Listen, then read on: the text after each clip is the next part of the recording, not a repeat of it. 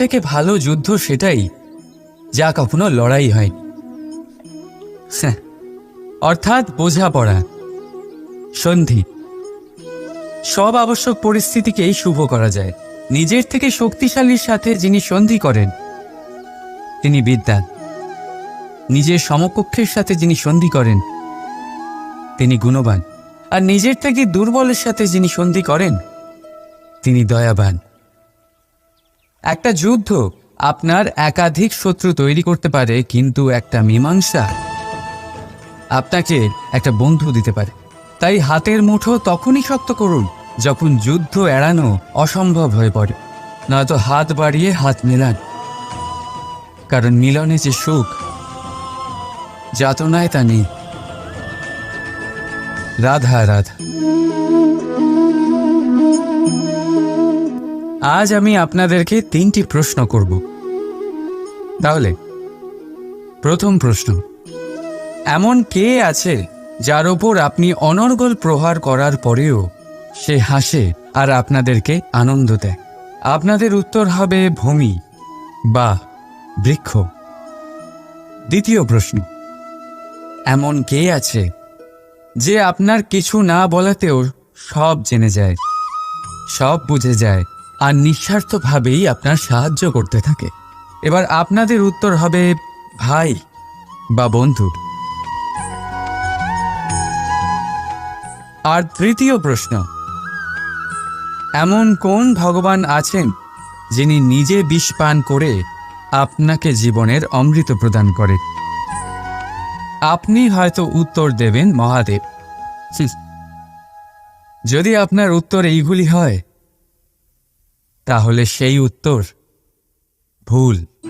এই সমস্ত প্রশ্নের একটাই সঠিক উত্তর আছে, আর তা হল মা। স্তন্য পান করার সময় আপনি পা দিয়ে কত তাকে মেরেছেন, কিন্তু তাও উনি হাসি মুখে আপনাকে আশীষ দিতে থেকেছেন। আপনি কিছু না বললেও উনি সব জেনে যান, আর এই জীবনের কঠিন পরিস্থিতির বিষ পান করে আপনাকে সুখের অমৃত দেন। এই জীবনে আপনি যাই করে নিন না কেন, মায়ের ঋণ কখনো পরিশোধ করতে পারবেন। যদি কিছু করতে চান তবে জীবনের আনন্দের মধ্যে, অনুভূতির মধ্যে আর ধন্যবাদের মধ্যে নিজের মাকে মনে রাখবেন। আর আমার সাথে ভালোবেসে বলবেন রাধা রাধা।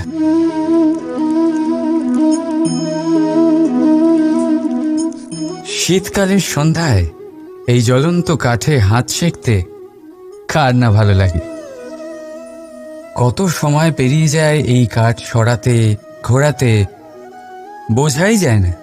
এই কাঠগুলি আগে জ্বলে, তারপর আমাদের উষ্ণতা দেয়, আর তারপর ছাই হয়ে যায়। আচ্ছা বলুন, এই আগুনের উৎপত্তি কোথা থেকে হয়? উত্তরটা সহজ, এই কাঠ থেকে। আচ্ছা, এই ছাইয়ের উৎপত্তি কোথা থেকে হয়? উত্তর সেই একই, এই কাঠ থেকেই। তাহলে আগুন আর ছাই, এই দুইয়ের উৎপত্তি কাঠ থেকেই হয়। এবার ভাবুন, আগুন যা এই কাঠ জ্বালায়, আর ছাই সেই ছাই যা এই আগুন নিভিয়ে দেয়। কিছু বুঝলেন? আপনার শক্তি আপনার ভেতরেই উৎপন্ন হয়, আর আপনার অন্তরের ক্ষতিকর সেই ছাই, সেটাও আপনার ভেতরেই উৎপন্ন হয়। তাই নিজের ভিতরের উজ্জ্বলতা দিয়ে এই সংসারকে আলোকিত করতে চান, নাকি নিজের ভেতরের আধার বার করে এই সংসারে অন্ধকার আনতে চান? সিদ্ধান্ত আপনার। রাধা রাধা। কখনো কখনো আপনার মনে এই প্রশ্ন জাগে, তাই না? এই সংসারে কি এমন আছে যা পাওয়া অসম্ভব? হয়তো আমারও মনে এই একই প্রশ্ন জাগে। তখন আমি ভাবি, এই সংসারে এমন কি আছে যা পাওয়া অসম্ভব? ধন? না। যশ? না। সম্মান? না।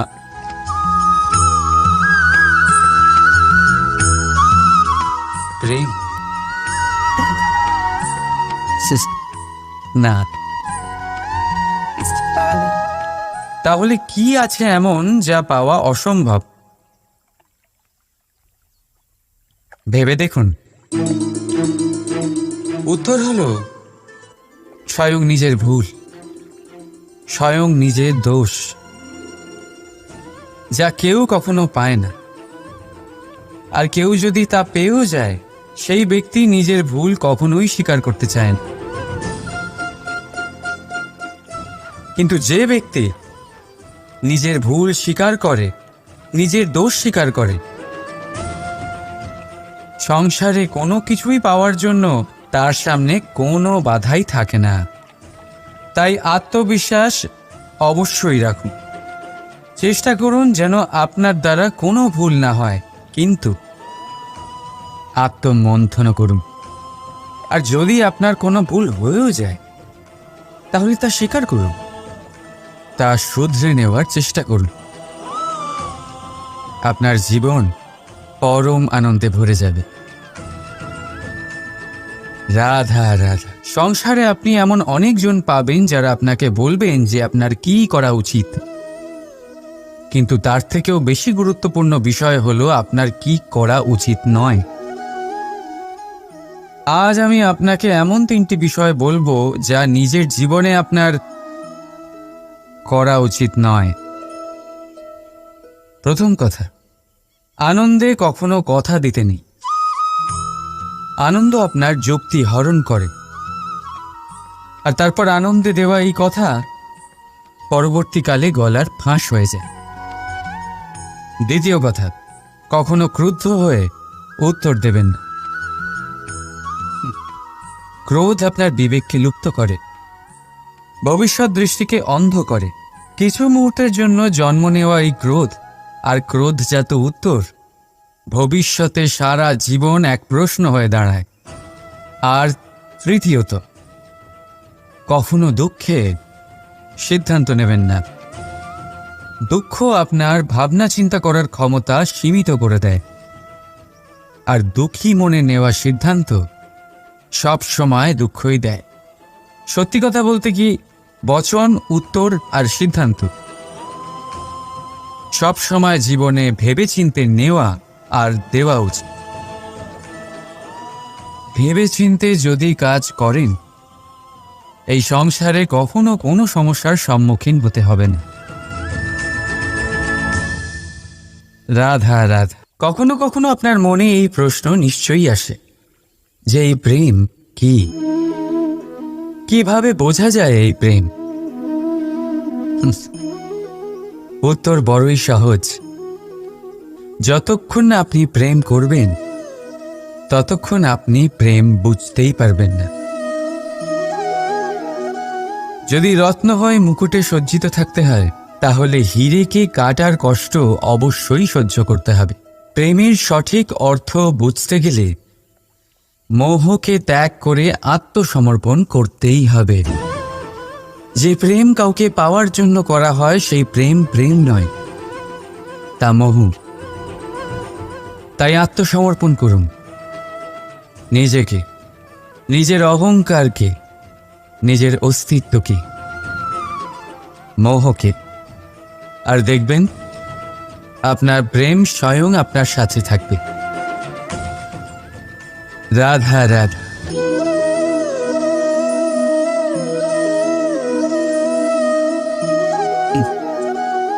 জীবনে কোনো এক লক্ষ্য প্রাপ্ত করতে গেলে মানুষ দুটি ভাব নিয়ে এগিয়ে চলে। প্রথম, নিজের লক্ষ্যে পৌঁছানোর নিশ্চয়তা, আর দ্বিতীয়, নিজের লক্ষ্যে পৌঁছানোর পথ।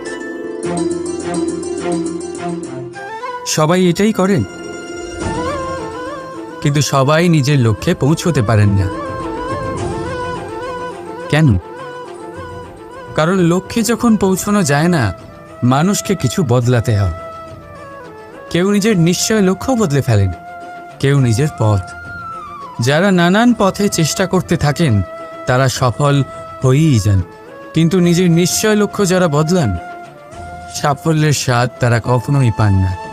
তাই নিজের নিশ্চয় লক্ষ্য কখনো বদলাবেন না, কারণ নিশ্চয় লক্ষ্য হারালে পূর্ণিমার রাতেও চন্দ্রগ্রহণ দেখা যায়। নিজের নিশ্চয় লক্ষ্য বজায় রাখুন, আপনি সাফল্য অবশ্যই পাবেন। রাধা রাধা। নিজের মহলের সবচেয়ে উচ্চতায় দাঁড়ানো এক ব্যক্তি, তারও মনে একটা ভয় থাকে, ভয়, সেই মহলের ভিত নড়ে যাওয়ার ভয়, নিজের পতনের ভয়। আর সেই কারণেই সেই উচ্চতার সম্পূর্ণ আনন্দ সে উপভোগ করতে পারে না। কিন্তু আপনি কি কখনো কোনো গাছের ডালে বসে থাকা কোনো পাখিকে দেখেছেন? সেই ডাল ভেঙে গেলেও তার পড়ে যাওয়ার ভয় থাকে না। কেন? কারণ তার নিজের ডানার ওপর বিশ্বাস আছে। ঠিক সেইভাবেই আমাদের মধ্যে বেশিরভাগ মানুষ কোনো না কোনো সাহায্য নিয়ে উচ্চতায় পৌঁছেছেন, কারোর সাহায্য নিয়ে সাফল্য অর্জন করেছেন। কিন্তু সাফল্যের আনন্দ শুধু তারাই অনুভব করতে পারেন যাদের মনে পড়ে যাওয়ার ভয় নেই। তাই কারোর সাহায্যের উপর নয়, নিজের সামর্থ্যের উপরে বিশ্বাস রাখুন। রাধা রাধা। বনস্পতি ফলনের জন্য আমাদের কিসের প্রয়োজন পড়ে? একটু ধরিত্রীর, একটু পরিশ্রমের, আর একটা বীজের।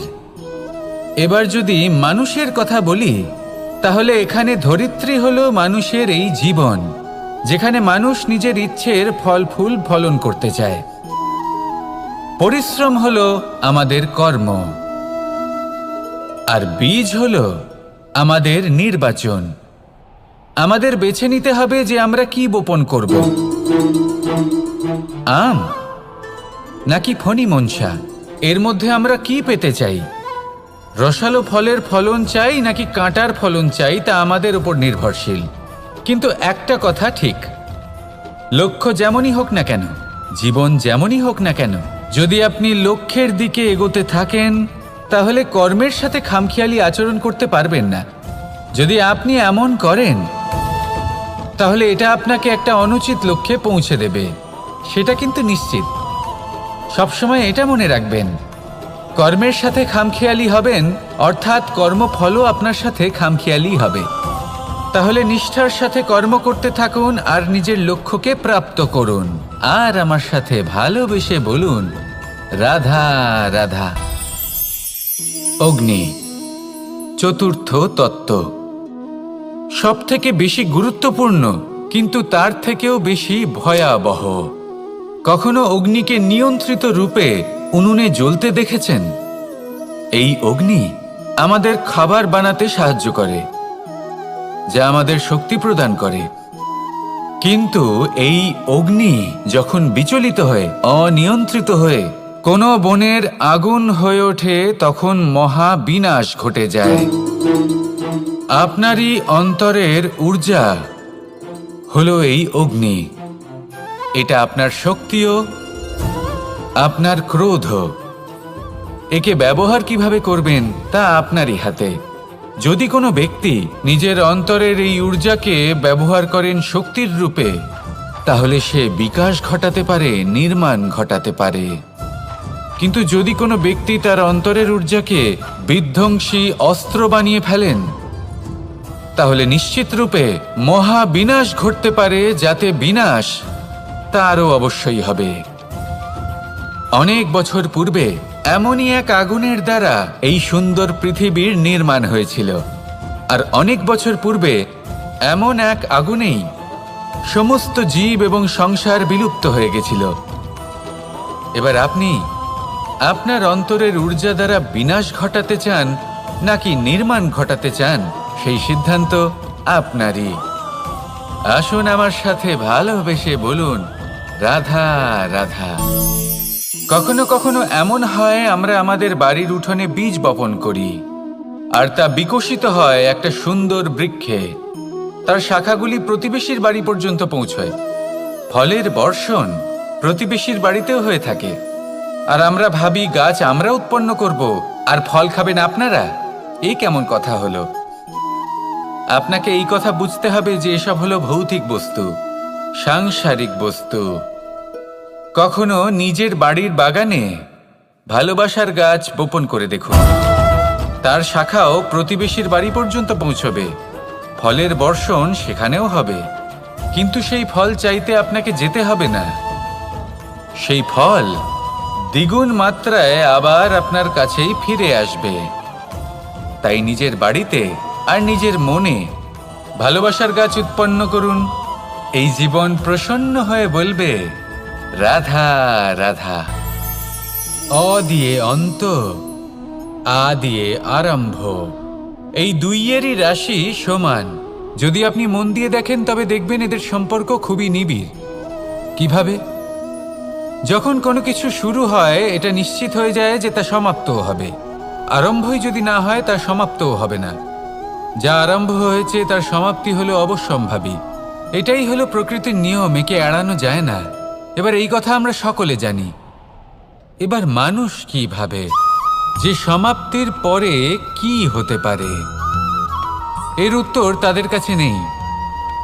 তাদের উচিত অন্য কোনো বিষয় ভাবা যা বেশি গুরুত্বপূর্ণ। এবার মানুষ এটা জানে না যে মৃত্যুর পরে কি হতে পারে, কিন্তু এই কথা অবশ্যই জানে যে জন্ম থেকে মৃত্যু পর্যন্ত এই সময়, যাকে আমরা জীবন বলে থাকি, এই সময় আমরা কর্ম করতে পারি। এই কথা তো আমরা জানি।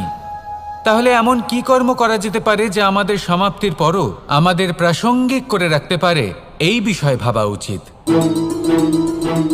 যে জন্মগ্রহণ করেছে তার মৃত্যু হবেই, এটা সাধারণ বিষয়। কিন্তু ইতিহাস আজও সেই সকল মানুষজনকে স্মরণ করেন যাদের এই সংসার তাদের মৃত্যু নয়, বরং তাদের জীবনকালে যে কর্ম তারা করেছেন তার দ্বারা মনে রাখেন। সেই কর্মের কারণে এই সংসারে তাদের নাম, তাদের কর্ম, তাদের ব্যক্তিত্ব, তাদের কীর্তি অমর হয়ে থাকে এবং থাকবে। আপনার কাছে এতটা সময় নেই যতটা আপনার মনে হচ্ছে আপনার কাছে আছে। সেই জন্য যত শীঘ্র সম্ভব শ্রেষ্ঠ কর্ম করুন, যতটা পারবেন ততটা অধিক সুকর্ম করুন। এই সংসারে নিজেকে অমর করে তুলুন আপনার মৃত্যুর পরেও, আর আমার সাথে ভালোবেসে বলুন, রাধা রাধা। ওমা, এ কি? আমি কখন থেকে এখানে অপেক্ষা করছি, হাত পেতে দাঁড়িয়ে রয়েছি যাতে একটা ফল আমার হাতে এসে পড়ে এবং সেটা আমি খেতে পারি। কখন থেকে অপেক্ষা করছি, কিন্তু সেটা হচ্ছেই না। এবার আপনি বলবেন যে এসব কি বলছি, এ কি অদ্ভুত কথা বলছি। যদি ফল খেতে হয় তাহলে আমাকে বৃক্ষে চড়তে হবে, ফলের কাছে পৌঁছতে হবে, তবেই তো ফল পাবো। এবার এটা অত্যন্ত সহজ ব্যাপার, কিন্তু এই বিষয়টা আপনি নিজের জীবনের প্রসঙ্গে ভেবে দেখুন। লক্ষ্য কোথায় আছে আপনি জানেন, সেই লক্ষ্যে পৌঁছানোর পথ কি সেটাও আপনি জানেন, সেই পথে চলার ক্ষমতাও আপনার রয়েছে, কিন্তু তাও আপনি নিজের লক্ষ্য লাভ করতে পারছেন না। কেন? কারণ আপনি অপেক্ষা করছেন যে লক্ষ্য আপনার সামনে চলে আসবে, কিন্তু তা হয় না। লক্ষ্য সে যাই হোক না কেন, ধন হোক, প্রেম হোক, কোনো সম্মান হোক বা মোক্ষ হোক, যদি আপনি তার দিকে অগ্রসর না হন তাহলে ফল প্রাপ্তি অসম্ভব ব্যাপার, তা কোনোদিনই হবে না। সেই জন্য আপনার চোখের সামনে আপনি যদি নিজের লক্ষ্যকে দেখতে পান তাহলে উঠুন এবং সেই দিকে অগ্রসর হতে শুরু করুন। নিজের অন্তরের সকল অশুভ গুণ দূর করুন, অলসতা ত্যাগ করুন, অজ্ঞানতা ত্যাগ করে দিন এবং চলতে থাকুন। অবশ্যই মনোবাঞ্ছিত ফল লাভ করতে পারবেন। মনে রাখবেন, চলতে থাকলে তবেই লক্ষ্য প্রাপ্তি হবে। অপেক্ষার দ্বারা শুধুমাত্র মৃত্যু লাভ হবে। আসুন আমার সাথে ভালোবেসে বলুন, রাধা রাধা। পাখি কখন জন্ম নেয়, কখন উড়তে শেখে, কখন বাসা বানাতে শেখে, কখন নিজের মৃত্যু লাভ করে, এসব আমাদের মধ্যে কেউ জানি না। কিন্তু পাখি একটা কথা খুব ভালো করে জানে, যে এই সংসারে ও যা কিছুই করুক না কেন, এই সংসারে ওকে নিয়ে কিচ্ছু যায় আসে না। এবার আমরা কি করি? কোনো কাজ করার আগে আমরা এটা ভাবি যে এই সংসার যদি আমাকে দেখে ফেলে তাহলে কে জানে এই সংসার কি ভাববে, আমার প্রতিচ্ছবি কেমন তৈরি হবে কে জানে, কে জানে কি হবে আদি ইত্যাদি। এই সব ভাবনায় আমরা মগ্ন হয়ে যাই। কিছুটা এমনভাবে মগ্ন হই যে বর্তমানের কর্মের এই জীবনের যাত্রাপথে সেই সময়ের আনন্দ উপভোগ করতে ভুলে যাই। এবার দেখুন একটা পাখি কি করে। ওর কর্ম হলো গান গেয়ে চলা। ওই পাখি গেয়ে চলে, কেউ ওর গান শুনুক বা না শুনুক, কেউ আদৌ শুনছে কিনা সেই বিষয়টা নিয়ে সেই পাখির কিছুই যায় আসে না। সেই পাখি নিজের কর্ম করতে থাকে। হয়তো সেই জন্যই আপনি কখনো কোনো পাখিকে কাঁদতে দেখবেন না। এরকমই আপনাকে নিজেকে গড়ে তুলতে হবে। প্রথমে নিজেকে জিজ্ঞেস করুন, এই যে কর্ম আমি করতে চলেছি সেটা কি উচিত? যদি আপনার মনে হয় সেটা উচিত, তাহলে সেটা প্রমাণ করুন। এটা ভাববেন না যে এই সংসার কি ভাববে। আসুন আর আমার সাথে ভালোবেসে বলুন, রাধা রাধা। সব থেকে ভালো যুদ্ধ সেটাই যা কখনো লড়াই হয়, অর্থাৎ বোঝাপড়া, সন্ধি। সব আবশ্যক পরিস্থিতিকেই শুভ করা যায়। নিজের থেকে শক্তিশালীর সাথে যিনি সন্ধি করেন তিনি বিদ্বান। নিজের সমকক্ষের সাথে যিনি সন্ধি করেন তিনি গুণবান। আর নিজের থেকে দুর্বলের সাথে যিনি সন্ধি করেন তিনি দয়াবান।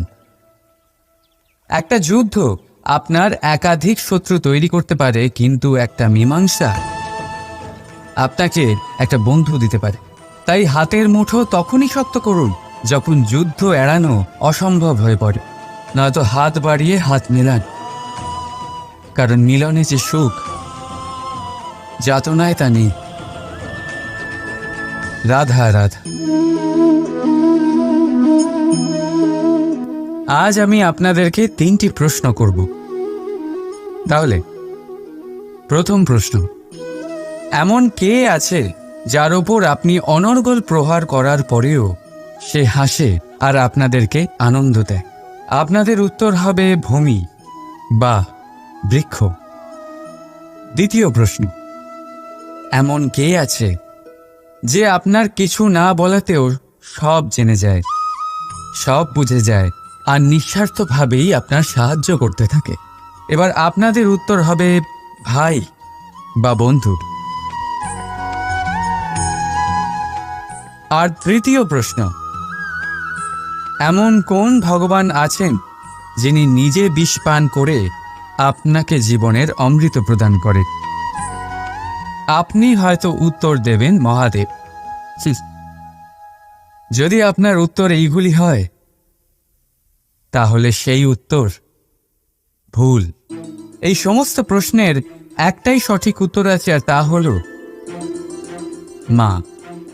স্তন্য পান করার সময় আপনি পা দিয়ে কত তাকে মেরেছেন, কিন্তু তাও উনি হাসি মুখে আপনাকে আশীষ দিতে থেকেছেন। আপনি কিছু না বললেও উনি সব জেনে যান। আর এই জীবনের কঠিন পরিস্থিতির বিষ পান করে আপনাকে সুখের অমৃত দেন। এই জীবনে আপনি যাই করে নিন না কেন, মায়ের ঋণ কখনো পরিশোধ করতে পারবেন। যদি কিছু করতে চান তবে জীবনের আনন্দের মধ্যে, অনুভূতির মধ্যে আর ধন্যবাদের মধ্যে নিজের মাকে মনে রাখবেন। আর আমার সাথে ভালোবেসে বলবেন, রাধা রাধা।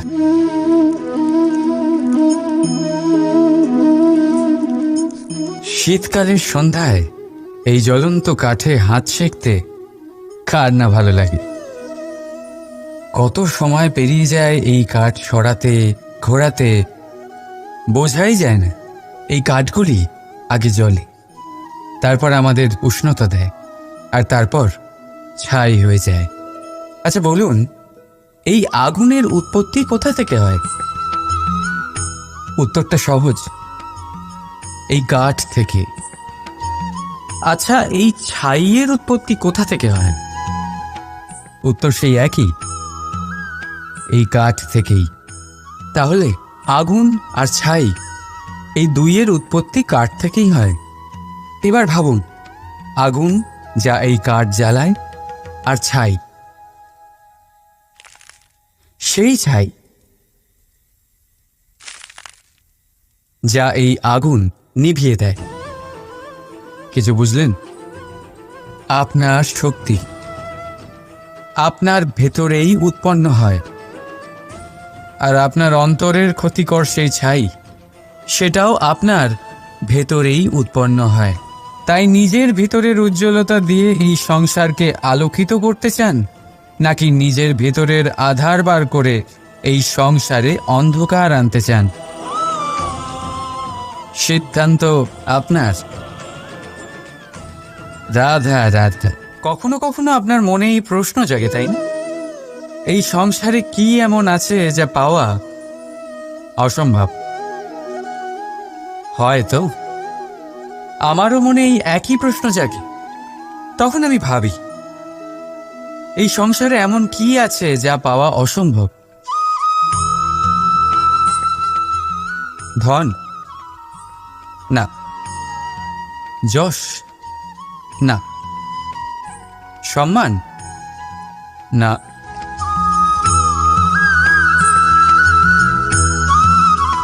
প্রেম? না। তাহলে কি আছে এমন যা পাওয়া অসম্ভব? ভেবে দেখুন। উত্তর হলো স্বয়ং নিজের ভুল, স্বয়ং নিজের দোষ, যা কেউ কখনো পায় না।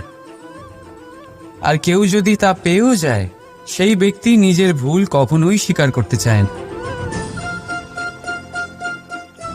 কিন্তু যে ব্যক্তি নিজের ভুল স্বীকার করে,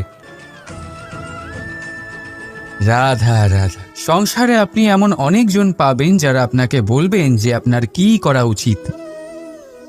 কিন্তু তার থেকেও বেশি গুরুত্বপূর্ণ বিষয় হলো আপনার কি করা উচিত নয়। আজ আমি আপনাকে এমন 3টি বিষয় বলবো যা নিজের জীবনে আপনার করা উচিত নয়। প্রথম কথা, আনন্দে কখনো কথা দিতে নেই। আনন্দ আপনার যুক্তি হরণ করে, আর তারপর আনন্দে দেওয়া এই কথা পরবর্তীকালে গলার ফাঁস হয়ে যায়। দ্বিতীয় কথা, কখনো ক্রুদ্ধ হয়ে উত্তর দেবেন না। ক্রোধ আপনার বিবেককে লুপ্ত করে, ভবিষ্যৎ দৃষ্টিকে অন্ধ করে। কিছু মুহূর্তের জন্য জন্ম নেওয়া এই ক্রোধ আর ক্রোধজাত উত্তর ভবিষ্যতে সারা জীবন এক প্রশ্ন হয়ে দাঁড়ায়। আর তৃতীয়ত, কখনো দুঃখে সিদ্ধান্ত নেবেন না। দুঃখ আপনার ভাবনা চিন্তা করার ক্ষমতা সীমিত করে দেয়, আর দুঃখী মনে নেওয়া সিদ্ধান্ত সব সময় দুঃখই দেয়। সত্যি কথা বলতে কি, বচন, উত্তর আর সিদ্ধান্ত সব সময় জীবনে ভেবেচিন্তে নেওয়া আর দেওয়া উচিত। ভেবেচিন্তে যদি কাজ করেন, এই সংসারে কখনো কোনো সমস্যার সম্মুখীন হতে হবে না। রাধা রাধা। কখনো কখনো আপনার মনে এই প্রশ্ন নিশ্চয়ই আসে যে এই প্রেম কি, কিভাবে বোঝা যায় এই প্রেম? উত্তর বড়ই সহজ। যতক্ষণ না আপনি প্রেম করবেন, ততক্ষণ আপনি প্রেম বুঝতেই পারবেন না। যদি রত্ন হয়ে মুকুটে সজ্জিত থাকতে হয়, তাহলে হীরেকে কাটার কষ্ট অবশ্যই সহ্য করতে হবে। প্রেমের সঠিক অর্থ বুঝতে গেলে মোহকে ত্যাগ করে আত্মসমর্পণ করতেই হবে। যে প্রেম কাউকে পাওয়ার জন্য করা হয়, সেই প্রেম প্রেম নয়, তা মোহ। তাই আত্মসমর্পণ করুন নিজেকে, নিজের অহংকারকে, নিজের অস্তিত্বকে, মোহকে, আর দেখবেন আপনার প্রেম স্বয়ং আপনার সাথে থাকবে। রাধা রাধা।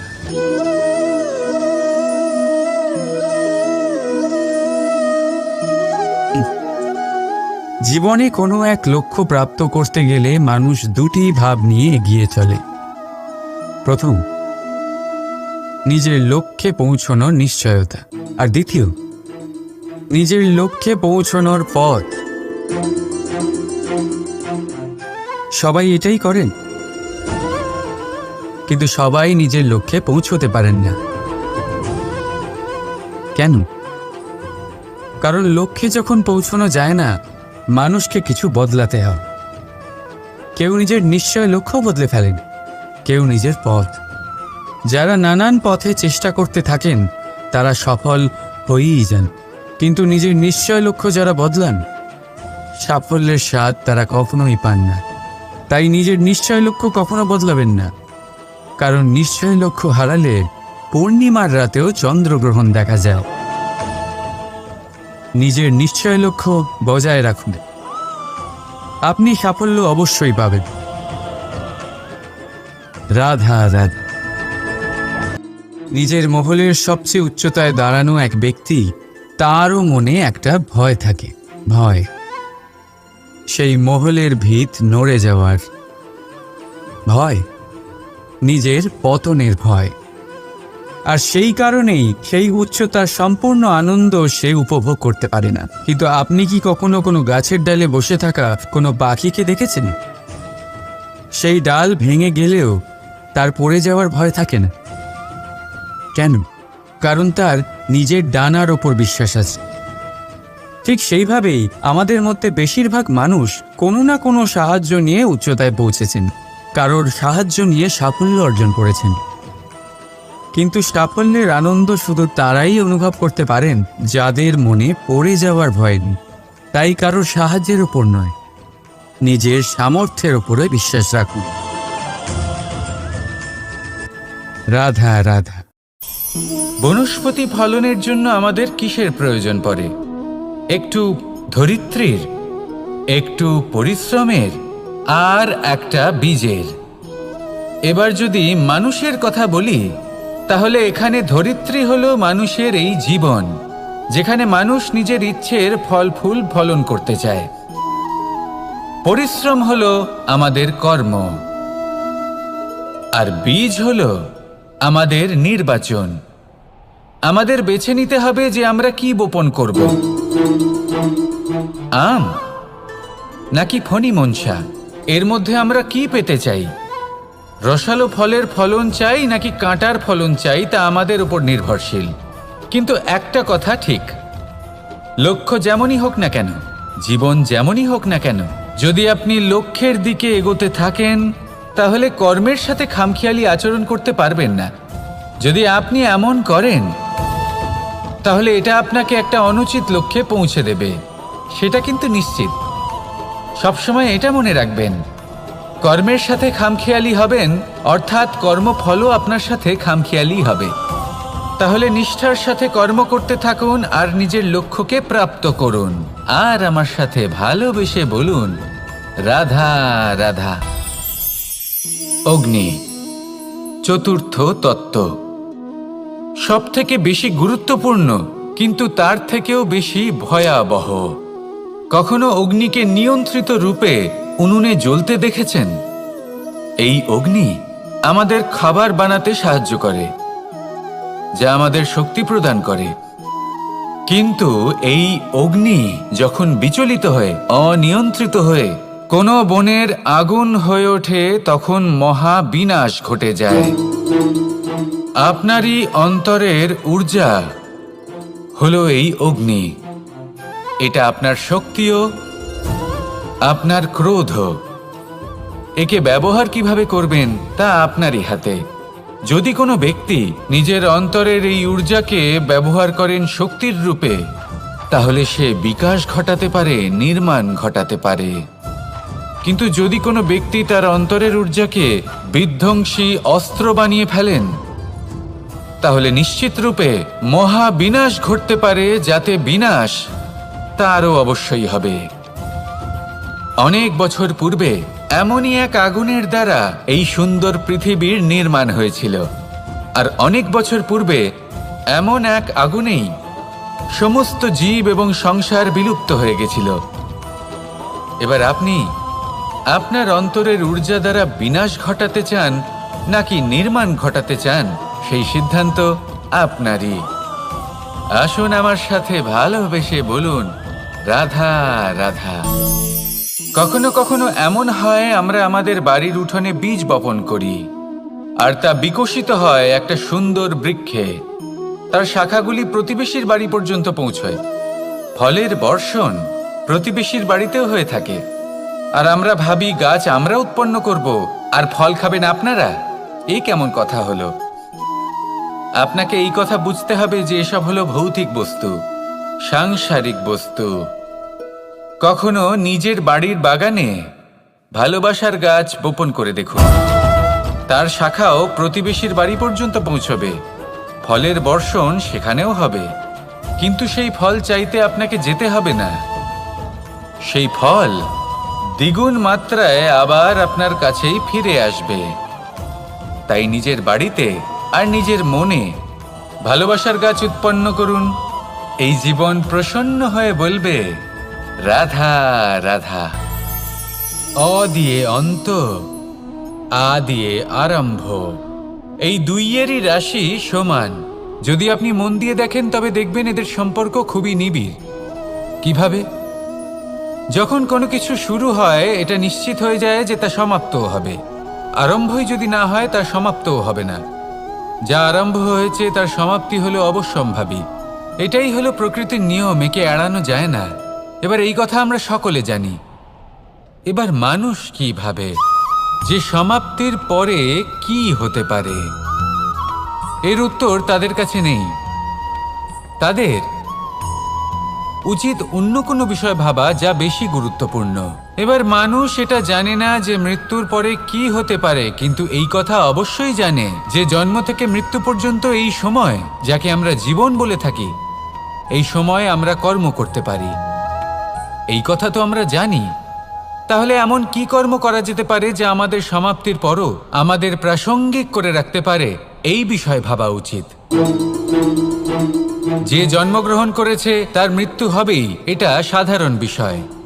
কিন্তু ইতিহাস আজও সেই সকল মানুষজনকে স্মরণ করেন যাদের এই সংসার তাদের মৃত্যু নয়, বরং তাদের জীবনকালে যে কর্ম তারা করেছেন তার দ্বারা মনে রাখেন। সেই কর্মের কারণে এই সংসারে তাদের নাম, তাদের কর্ম, তাদের ব্যক্তিত্ব, তাদের কীর্তি অমর হয়ে থাকে এবং থাকবে। আপনার কাছে এতটা সময় নেই যতটা আপনার মনে হচ্ছে আপনার কাছে আছে। সেই জন্য যত শীঘ্র সম্ভব শ্রেষ্ঠ কর্ম করুন, যতটা পারবেন ততটা অধিক সুকর্ম করুন।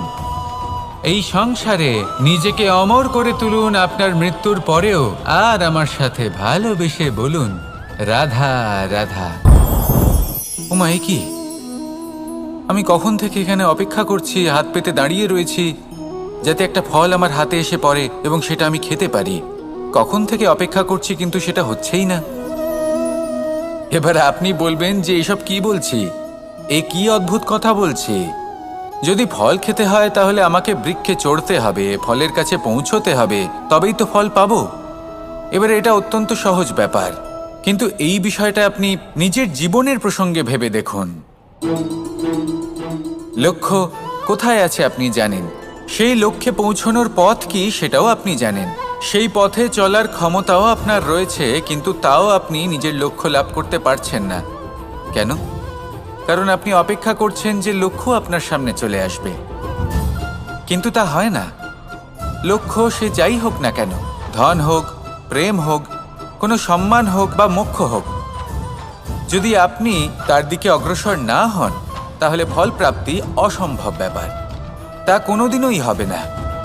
সেই জন্য আপনার চোখের সামনে আপনি যদি নিজের লক্ষ্যকে দেখতে পান তাহলে উঠুন এবং সেই দিকে অগ্রসর হতে শুরু করুন। নিজের অন্তরের সকল অশুভ গুণ দূর করুন, অলসতা ত্যাগ করুন, অজ্ঞানতা ত্যাগ করে দিন এবং চলতে থাকুন। অবশ্যই মনোবাঞ্ছিত ফল লাভ করতে পারবেন। মনে রাখবেন, চলতে থাকলে তবেই লক্ষ্য প্রাপ্তি হবে।